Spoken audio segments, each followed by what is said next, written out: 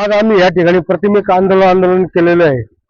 टाकळी फाटा ते टाकळी हा रोड इतका भयानक झालेला आहे।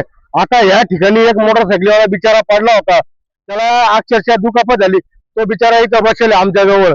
काय त्याला झालं हे तुम्ही स्वतः मीडियावाल्यांनी पाहिलेले। आज या ठिकाणी आम्ही या कडीतून लोक जाणार आहे, याच्यातून पडून आले लोक। मग या पीडब्ल्यूडीचे जे अधिकारी हे काय झोपेले का? त्यांच्या बोकंडीला दांडा घातल्याशिवाय ना आम्ही राहणार नाही। ते कोण दैफळे साहेब आहे ना, त्यांनी ना या रोडचं आहे ना त्वरित काम चालू करावं। हे तर अन्याय तुमच्या दालनामध्ये येऊन आहे ना आम्ही आंदोलन केल्याशिवाय राहणार नाही, हे ध्यानात ठेवा तुम्ही। तुम्हाला काय वाटतं आम्ही काही करणार नाही? हे आम्ही उगा संयम घेतो म्हणून तुम्ही आम्हाला गांडूच्या आवडत समजू नका। इथं सेना आणि मनसेवाले हे ध्यानात ठेवा, हे तुमच्या दालनात कधी बी घुसतील आणि कधी बी आंदोलन करतील, हे ध्यानात ठेवा तुम्ही। हे लवकरात लवकर तुम्ही या रोडचं काम आहे ना मार्गी लावा। अनेक लोक या ठिकाणी जखमी झालेले, काहींचे खुबे गेलेले, काहींच्या मनक्यात जाप पडलेले।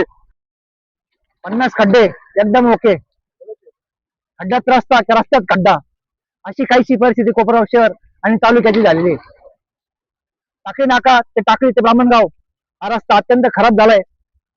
अक्षरशः इतके खड्डे पडले, रस्ता कुठे खड्डे कुठे ते समजत नाहीये। या रस्त्यातून आमच्या ग्रामीण भागातील शेतकरी बांधव, व्यापारी, कॉलेजचे मुलं, शहर बांधव येत जात असतात। फार ऍक्सिडेंट झाली इथं, कुणाच्या हाताला लागलं, कुणाच्या पायाला लागलं, पण प्रशासन आणि सरकार झोपलेलं आहे। अक्षरशः 50-50 खोके देऊन आमदार खासदार फोडण्यापेक्षा ते 50 खोके त्या रस्त्याला वापरा। आमच्या सरकारला आव्हान आहे, त्या प्रशासनाला आव्हान आहे। आणि आज खड्ड्यात खडे मारले, भविष्यात जर अशीच परिस्थिती राहिली तर हे खडे आम्हाला मंत्र्यांच्या गाडीवर फेकावं लागेल। आज आम्ही सांगतो निश्चित हा रस्ता लवकर होईल हीच अपेक्षा। जय हिंद, जय महाराष्ट्र।